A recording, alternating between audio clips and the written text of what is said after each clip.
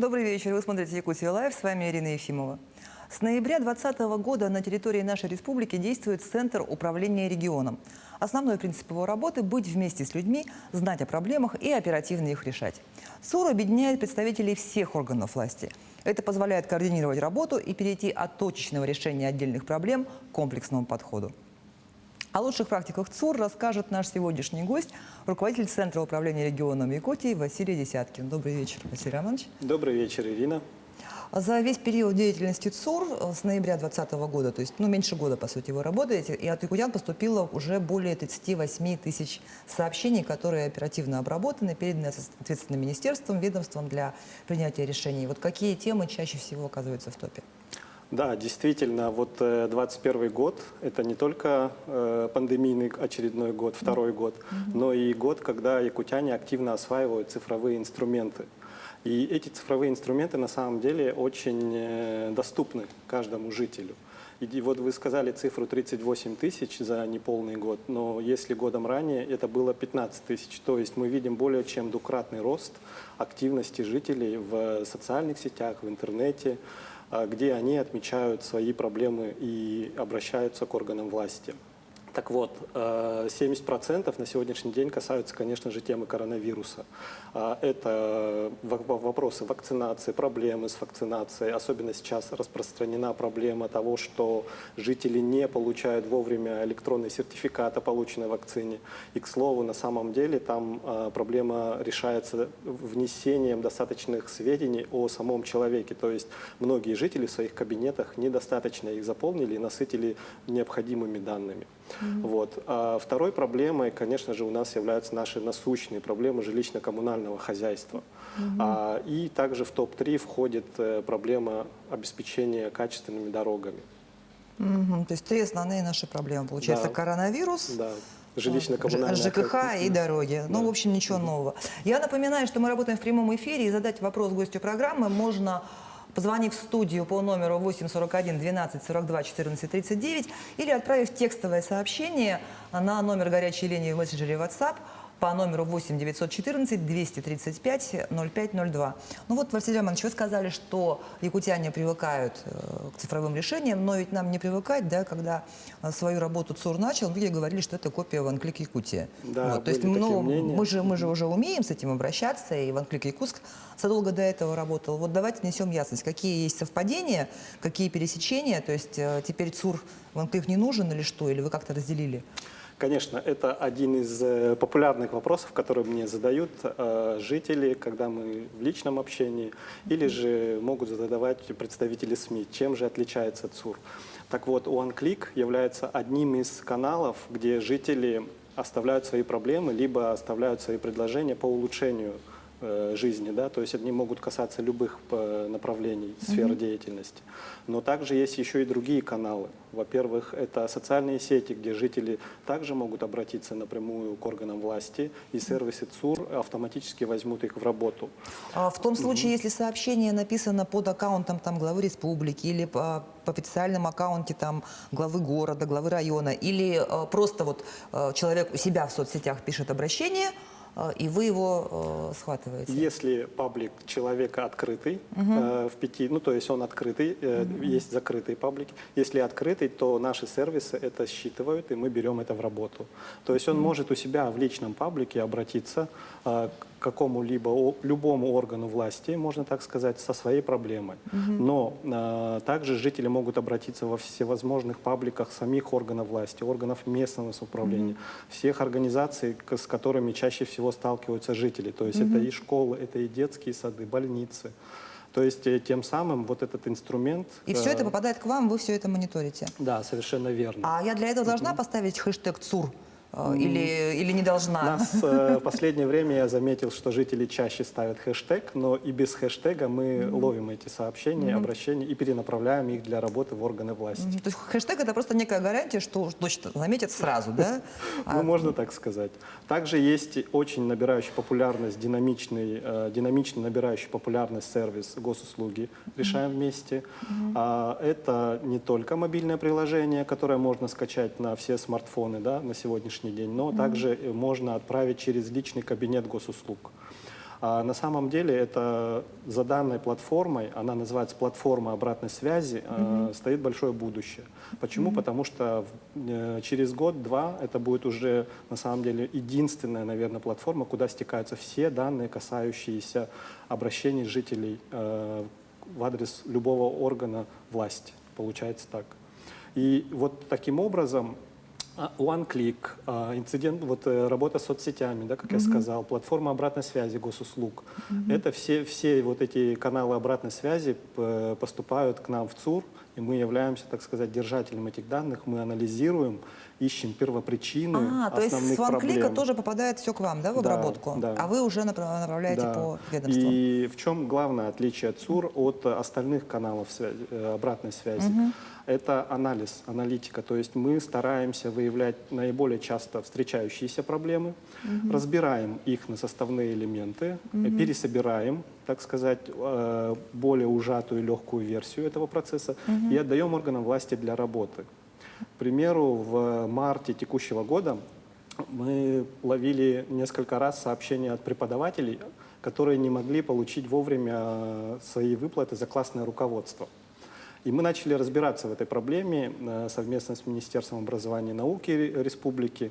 Соответственно, мы нашли слабое звено. То есть, оказывается, на этапе подписания соглашений между Министерством и администрацией муниципального образования, а затем уже между администрацией и конкретно какой-то школой, люди, значит, ну то есть специалисты вот этих ведомств, они испытывали сложности. Соответственно, мы разобрали этот процесс, мы, значит, пересобрали его обратно, убрали самые забюрократичные элементы, то есть это длительное рассмотрение, может быть, отписки друг другу, да, на разных уровнях в одном ведомстве. Соответственно, в следующем году мы ожидаем, что таких проблем уже быть не должно. Вот пример системного решения проблемы.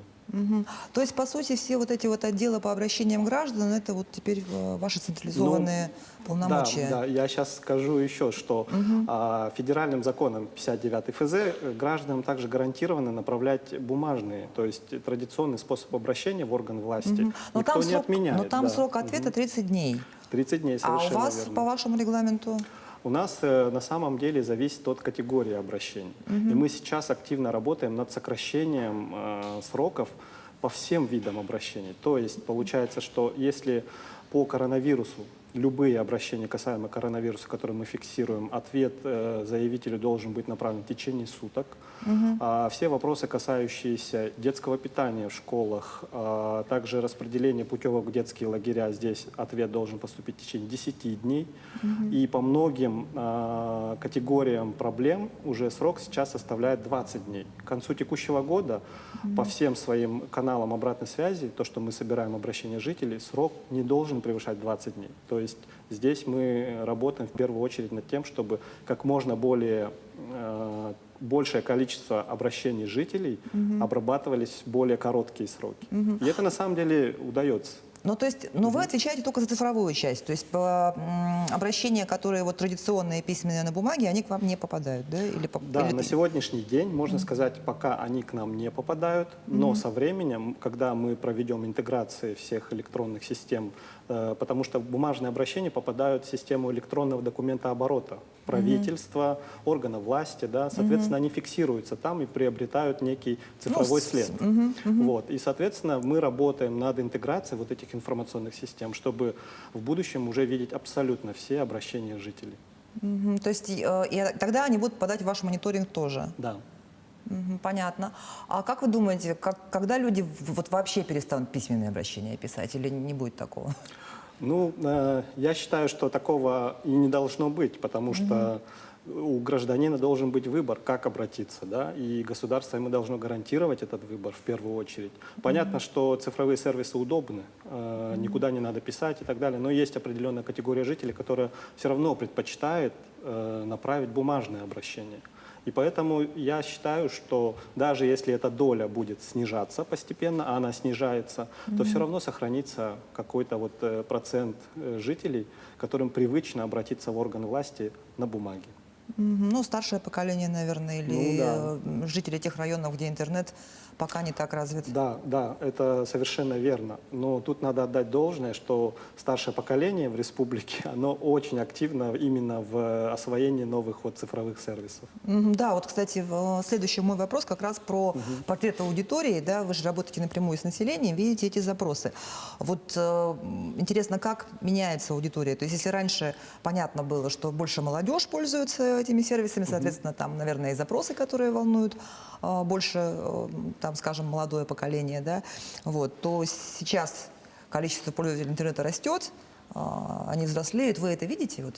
Конечно. И на самом деле это немножко из таких стереотипов, когда пользователь интернета — это молодой человек или девушка. Нет. У нас смартфонами в республике это владеет более 90% жителей. Да? То есть эти люди уже априори получают новости через свой телефон. А что значит телефон? Это означает в первую очередь мессенджеры, WhatsApp, Telegram, другие какие-то мессенджеры и социальные сети в первую очередь. Соответственно, у нас на самом деле население немного больше, чем в других регионах, уже готово к применению вот этих цифровых сервисов. И если говорить о более старшем поколении, что они, так сказать, не пользуются ими, это ошибочное мнение, потому что на самом деле, если посмотреть по возрасту, то у нас, наверное, 1/3 сообщений как раз-таки более вдумчивые пользователи — это люди старшего поколения, потому что они больше озабочены вопросами социального характера, да? А у нас блок социальных вопросов занимает достаточно высокое место. Ну, а, кстати, WhatsApp вы не мониторите, потому что люди старшего поколения, они все-таки больше в WhatsApp. Ну, вот там, например, там мама моя, ее ровесница, да, они WhatsApp активно пользуются, а соцсетями, ну, не так. Ну, во-первых, резонансные вещи, которые гуляют в WhatsApp, мы так и так Но они все равно узнаем. вылезают в соцсети, да, кто-то их... Мы это узнаем, а так, чтобы все мониторить, конечно, нет. То есть сеть, она, WhatsApp, он не мониторируемая сеть.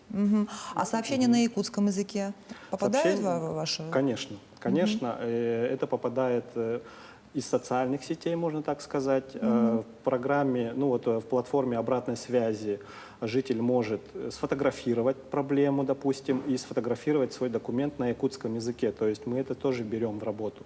Поэтому здесь обеспечен равный доступ к тому, как пользователю удобнее обратиться.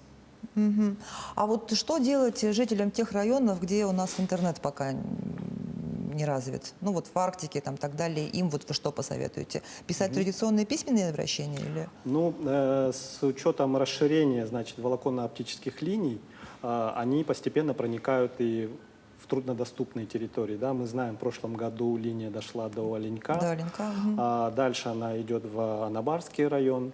У нас, значит, есть большие планы совместно с Мининновацией по расширению вот этой сетки. Также ведется работа и с мобильными операторами, чтобы они расширяли постепенно пропускную способность. То есть эта работа комплексная на самом деле. Если на сегодняшний день мы говорим, какое-то отдаленное село не может направить обращение, конечно, эти обращения будут пробиваться, допустим, через тот же WhatsApp, потому что он там практически везде.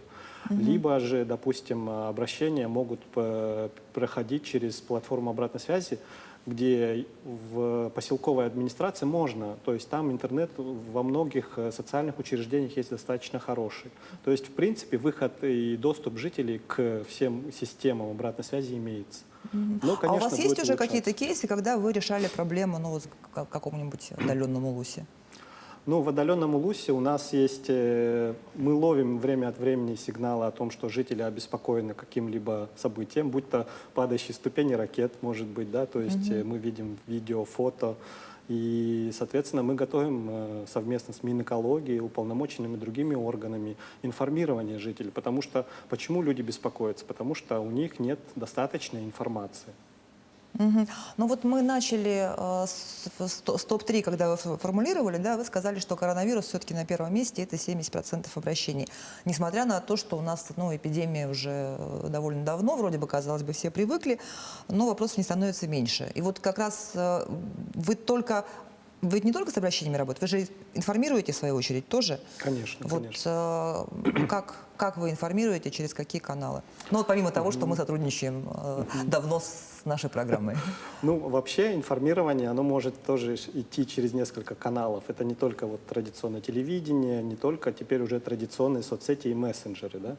А мы с Министерством здравоохранения решили освоить такой современный способ, чат-бот в мессенджере Telegram, где мы собрали наиболее часто встречающиеся вопросы от жителей, и их сгруппировали в определенные темы для того, чтобы житель нашел ответ, он не стал бы звонить куда-то, тратить свое время, тратить время оператора колл-центра, а сразу узнать из нашего чат-бота.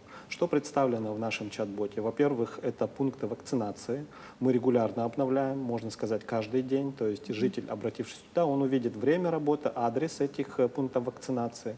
И из интересного в чат-боте есть разделы фейки о вакцинации. То есть мы же нередко можем встречать, что это чуть ли не чипирование и так далее, и так далее. То есть вплоть до самых немыслимых фейков. Соответственно, мы объединили и собрали там наиболее распространенные фейки. И, наверное, пожалуй, самый популярный раздел в данном чат-боте – это поощрение для вакцинированных. Мы в мае проводили онлайн-опрос, где выясняли, что жителям, что жители хотели бы получить в качестве приза за вакцинацию? В качестве поощрения. Да? И примерно 50% опрошенных, они сказали, что им лучше всего это скидки на жилищно-коммунальные услуги. И, к слову, как раз-таки после этого опроса уже начали появляться такие скидки, допустим, оплата без пень, Водоканал, да, Якутская Кассетия, другие компании уже начали идти навстречу, делать шаг вперед и поощрять вакцинированных жителей нашего города, нашей республики в целом, можно сказать. Так вот, чат-бот, он действительно снимает какую-то часть вопросов, облегчает работу самого органа власти и в первую очередь облегчает поиск информации жителя. Чат-ботом воспользовались порядка 600 человек, и мы будем дальше наращивать это число. Спасибо. И мне говорят, что у нас есть звонок. Алло, здравствуйте, вы в прямом эфире. Алло. Здравствуйте. Как мне сделать так, чтобы ЦУР точно обратил внимание на мою проблему? Вот переживаю, что мой вопрос могут не заметить. Можно задать еще вопрос уточняющий. Вы куда обращались или куда планируете обратиться? У меня вопрос про городскую среду. Я вот не знаю, к чьей ответственности что относится. Поэтому думаю обратиться в ЦУР. Вопрос понятен. Спасибо за вопрос. Я считаю, что самым удобным для вас способом обратиться в орган власти является вот как раз-таки мобильное приложение госуслуги «Решаем вместе». Потому что там вы можете как раз-таки выбрать категорию «Городская среда». Я так понимаю, вас беспокоят элементы благоустройства, тротуары. То есть их достаточно много. И скачайте мобильное приложение госуслуги «Решаем вместе», обратитесь туда, сфотографируйте проблему, на карте укажите место, где вы столкнулись с этой проблемой, и оно автоматически уйдет необходимому исполнителю. По городской среде их достаточно много, да, начиная от администрации города, заканчивая управляющими компаниями и так далее. То есть, не зная сейчас предмет проблемы, я могу сказать, что оно уйдет нужному ведомству в тот же час. Спасибо. Сколь скоро мы заговорили о вакцинации, карты ТУГИС в Якутске, по крайней мере, начали отображать актуальные пункты вакцинации, где теперь можно получить прививку от коронавируса. Да, это ваша работа? Да, это наша работа. Мы вышли на разработчиков карт ТУГИС, которые являются на сегодняшний день самым популярным сервисом, именно картографическим. Да. Соответственно, они тоже были заинтересованы, и мы нанесли на эту карту пункты вакцинации. Мы регулярно также обновляем там информацию. К слову, еще мы провели переговоры с разработчиками карты Google Maps и Яндекс.Карты. Соответственно, там тоже нанесены пункты вакцинации. То есть для удобства пользователя любая карта в городе Якутске, он может зайти туда, набрать слово «пункты вакцинации», и это будет выпадающий список и с указанием на карте необходимых Но это точек. пока только в Якутске или жители других районов, городов, которые нас сейчас смотрят, тоже могут? Жители крупнейших населенных пунктов могут увидеть пункты вакцинации. Неринг, там, допустим, нас открыты, смотрят, Алдан, так далее, да, они могут посмотреть тоже. Да, тоже могут посмотреть. Мгм. А у людей часто возникают вопросы по поводу социальных выплат, особенно вот назначение выплаты от 3 до 7 лет. Вот как можно получить быстро ответ на подобный вопрос? Да, тут вопрос действительно он актуальный. Выплаты были анонсированы относительно недавно, но уже дважды порядок этих выплат он менялся, да, то есть Министерство труда Российской Федерации также, видимо, реагирует на запросы потребителей, пользователей вот этой социальной услуги, и, соответственно, они дорабатывают этот порядок. Так вот, мы совместно с Минтрудом также сделали чат-бот в мессенджере Telegram. Там собраны основные вопросы, критерии, какой житель может получить ту или иную, вот эту выплату как раз-таки, да, варианты отказа, почему им могут отказать. Вот. Но тем не менее мы понимаем, что этих вопросов меньше не становится. Соответственно, скорее всего, мы с Минтрудом будем как-то дорабатывать и расширять этот сервис информирования, так, чтобы жители не звонили в министерство, потому что многие жалуются на то, что даже не могут дозвониться до управления социальной защиты. Скачав, то есть зайдя в чат-бот, чтобы житель там мог получить свои ответы. Ну, то есть такой же чат-бот, как вы сделали с Минздравом Да. по вакцинации, да, Да. подобный чат-бот сделать. И как только он был по запущен, выплатам. им сразу в короткое время воспользовались свыше 1000 человек, потому что это действительно очень востребованная услуга. Мгм. Ну вот вы когда рассказывали сейчас о своей работе, сказали, что большую часть занимает аналитика. Вот интересно, а вот эти данные потом, они куда попадают, кто ими пользуется? Вот, ну, то есть для чего-то же эта аналитика делается, Конечно. да? И каким-то целям она служит, куда вы это потом передаете?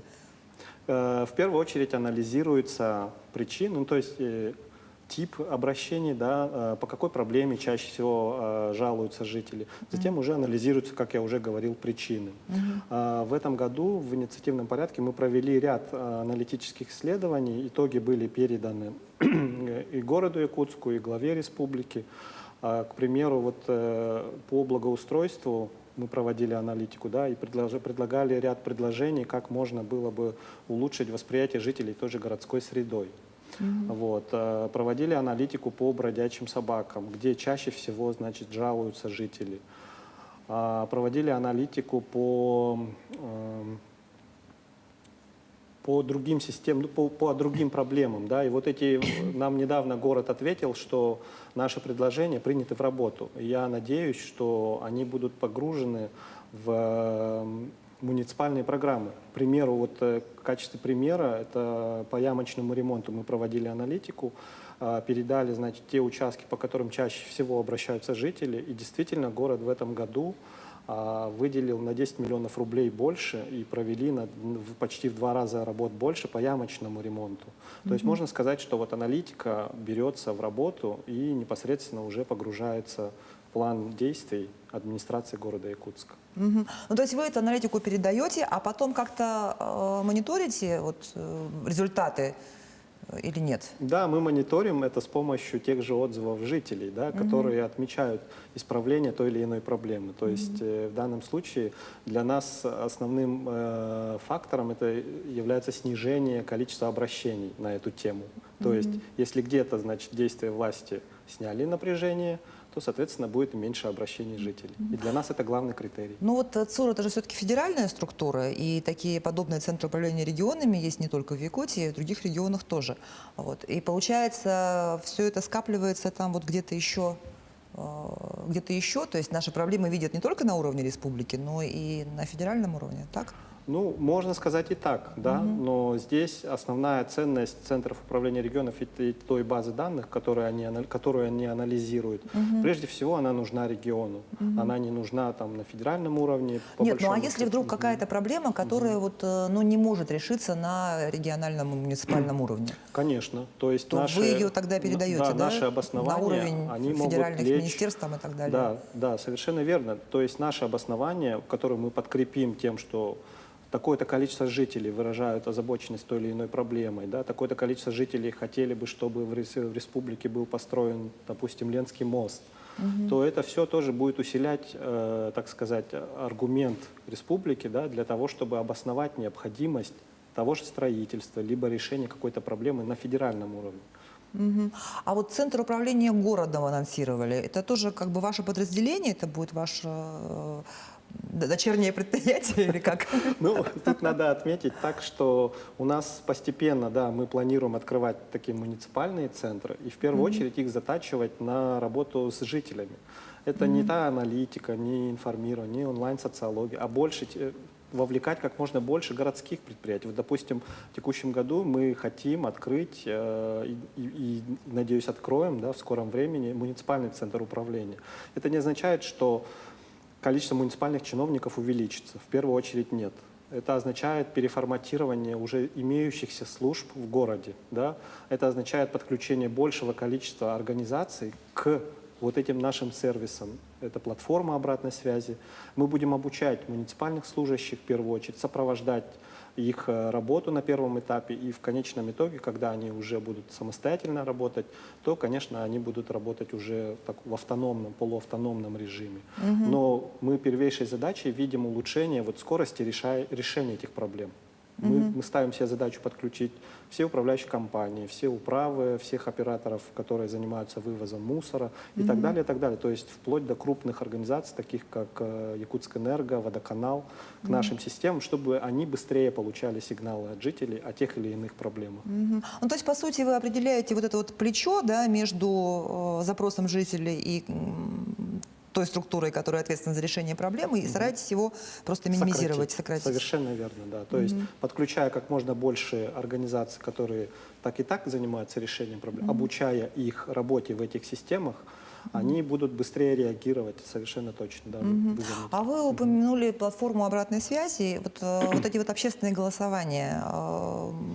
Какие опросы уже были запущены и как вообще, ну, на что они влияют, вот эти голосования? Потому что понятно, что есть там петиции на Change.org, да, которые, ну, в принципе, ни на что не влияют. Вот. А вот эти вот общественные голосования, они реально там на что-то влияют или это просто вот такой тоже способ выпустить пар для людей, честно скажите? Я бы сказал, что это совершенно новый инструмент.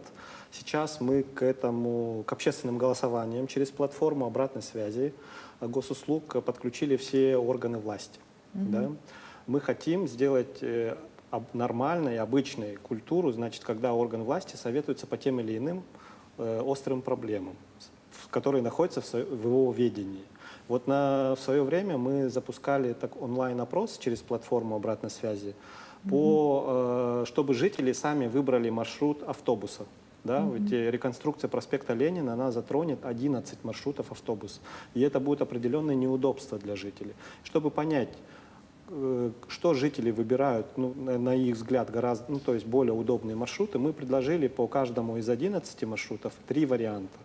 И вот жители, заходя на особую страницу голосования, которую везде мы ставили, да, чтобы они могли зайти и проголосовать, они выбирали для себя наиболее оптимальные маршруты. И вот эти итоги были переданы тоже в администрацию города Якутска. И я думаю, когда маршруты в результате закрытия тех или иных участков проспекта Ленина, они будут, то есть можно сказать, что они выбраны жителями. Вот. И в настоящее время ряд министерств как раз-таки проводит вот эти свои онлайн-опросы, общественные голосования. Я знаю, Министерство предпринимательства проводит по работе алкомаркетов. То есть каждое министерство, оно выбирает для себя актуальную проблему и интересуется мнением жителей. И это должно стать нормальной практикой, чтобы жители сразу выражали свое мнение относительно планируемого какого-то решения. Василий Иванович, тут пришел на WhatsApp вопрос: помогите решить вопрос с строительным округом. Обращение писали в июле, ответа нет, хотя срок стоял 13 августа. Каждую неделю специалист обещает ответить, но ответа нет. Вопрос о переносе несанкционированной постройки по окружному шоссе 46. Хорошо, давайте после передачи обязательно возьму этот вопрос. И я так понимаю, вы обращались непосредственно в управу, минуя, значит, наши каналы, да, то есть я возьму этот вопрос на свой контроль. Спасибо. Давайте поговорим об успешных ваших кейсах. Вот, насколько мне известно, еще весной жители 202-203 микрорайонов написали открытое письмо в адрес ЦУРа о жалобах на вот эти воздушные подушки, которые шумят, всех достали. И вот как вам удалось эту проблему решить? На самом деле здесь проблема решилась достаточно просто. Есть Роспотребнадзор, который мы попросили замерить уровень шума. Вот. Понятно, что обращение было не один-два, их было там 2 десятка. То есть это была по-настоящему актуальная проблема для жителей вот 202-го, 203-го микрорайонов. Роспотребнадзор замерил шум, он установил превышение, которого не должно быть в жилых районах. И, соответственно, было предложено городу перенести место, значит, стоянки, да, вот этих воздушных подушек. И, насколько мне известно, город вот этим летом он определил новое место. Оно почти в километре удаления, но там же, где за электростанцией, гораздо дальше уже 203-го микрорайона. И мы надеемся, что с осени такое количество жалоб должно сократиться. С воздушными подушками понятно, но вот не первый год я знаю, что жители вот возле Комсомольской площади, они жалуются на дрифтеров, да, вот этот шум, и вот каждый год они каждое лето жалуются, и никак эта проблема не решается. Вот наверняка же вы тоже эти обращения ловили. Да, Как-то отрабатываете? В первую очередь мы словили тех же дрифтеров на 203-м микрорайоне, и совместно с управой округа нами были, значит, задействованы силы ГИБДД. Было оформлено порядка там 30 протоколов и несколько выездов каждую ночь. То есть борьба с ними шла действительно, да. И сейчас там уже так сказать, не ездят. По Комсомольской площади достаточно долго действительно не решался вопрос. Жалобы были, сейчас, наверное, единичные случаи есть. Но на Комсомольской площади были установлены, вот так сказать, искусственные ограждения, чтобы дрифтеры не гоняли. Вот. Но надо сказать, что дрифтеры, мотоциклы, да, на них время от времени всегда есть жалобы, потому что они ездят и по улицам города. Здесь нужно постепенно повышать, так сказать, культуру наших водителей и постепенно менять отношение к тому, что в ночное время ты доставляешь неудобства жителям. И это должно уже тем же водителям этого автомобиля, да, он должен осознавать, что он всем доставляет неудобства. А вы работаете вот только удаленно или иногда приходится вашим специалистам выезжать на место и там разбираться, действительно ли жалоба имеет место, действительно ли там какие-то подробности выяснять? Есть такое? Да, в некоторых случаях наши специалисты непосредственно прибывают на место проблемы, да, чтобы воочию увидеть обстоятельства, либо, значит, зафиксировать те или иные моменты. А в наших пабликах вы могли, наверное, видеть, что мы ставим фотографии до-после, да, было-стало. То есть мы фиксируем проблему до ее решения, и мы фиксируем ее решение непосредственно фото-видеофиксацией. Вот. И для того, чтобы это сделать, конечно, нужно выехать. И этим летом, допустим, специалист ЦУР выезжал на проведение ямочного ремонта. К нашему выезду присоединилась заместитель директора службы эксплуатации городского хозяйства. Соответственно, там на месте мы увидели, как ведутся работы и какие планы, значит, дальше на это лето город поставил себе по ямочному ремонту. Ну вот смотрите, самое главное, что вам позвонить нельзя. У вас телефона нет, колл-центра нету, можно только отправить сообщение через соцсети. Как удостовериться, что оно дошло до адресата? Еще раз скажу, да. Да, самый простой канал – это социальные сети. Паблик должен быть открыт, он должен вестись в одной из 5 социальных сетей. Это основные 5 социальных сетей. Фейсбук, Инстаграм, ВКонтакте, Одноклассники и Твиттер. И Твиттер. Да. То есть вот эти 5 сетей вы мониторите? Да. Он может и желательно должен быть оставлен в паблике какого-либо органа власти, либо организации. То есть так это будет действенней. Да? Вторым каналом, как я уже сказал, это мобильное приложение «Госуслуги решаем вместе». Там мы гарантированно тоже увидим ваше обращение, обработаем, направим нужному ведомству. Ну и, конечно, вы можете пометить ЦУР-14, все, что вы публикуете в сети. То есть это тоже мы должны словить и принять в работу. Вот вы упоминали про фейки, а как вы проверяете, фейк это или не фейк? Да, достаточно такой тонкий момент. И сейчас в свое время, то есть в наше время очень много такой непроверенной информации в сети. И каждый раз жителям стараемся объяснить, что нужно все-таки доверять проверенным источникам информации, а распространяя фейк дальше, тем самым вы берете на себя частичку вот этой ответственности за распространение недостоверной информации. Вот. И этим летом, допустим, достаточно часто встречались фейки на тему, там, допустим, тех же лесных пожаров. Да? Когда момент на самом деле был достаточно острый, вот эти фейки, они наоборот только разгоняли вот эту панику. Да? И я не знаю, почему некоторые жители распространяют этот фейк дальше. А как мы его проверяем? Мы, конечно же, обращаемся в уполномоченную организацию для того, чтобы выяснить обстоятельства, фейк это или не фейк. У нас достаточно часто вот жители присылают мутную воду в реке какой-то, да, к примеру. Был случай, приток реки Кемпиндяй. Сразу же были взяты пробы, соответственно, мутность была вызвана продолжительными осадками. Вот. Сегодня тоже в Ленском районе была информация о том, что был слив. Да, но там уже было видео, мы должны проверить, и мы, конечно же, обратились в Минэкологии за комментарием и для того, чтобы сразу были взяты пробы воды. Ну что ж, наше время подходит к концу. Спасибо вам большое за интересный разговор, за вашу работу. Отдельное спасибо от нашей команды программы «Якутия Лайф» за помощь в подготовке вопросов к эфирам. Пусть ваш труд приносит еще больше пользы жителям Якутии. Вот. На этом выпуск программы «Якутия Лайф» подошел к концу. Меня зовут Ирина Ефимова. Смотрите нас по будням в 19:15. Расскажем, чем живет Якутия.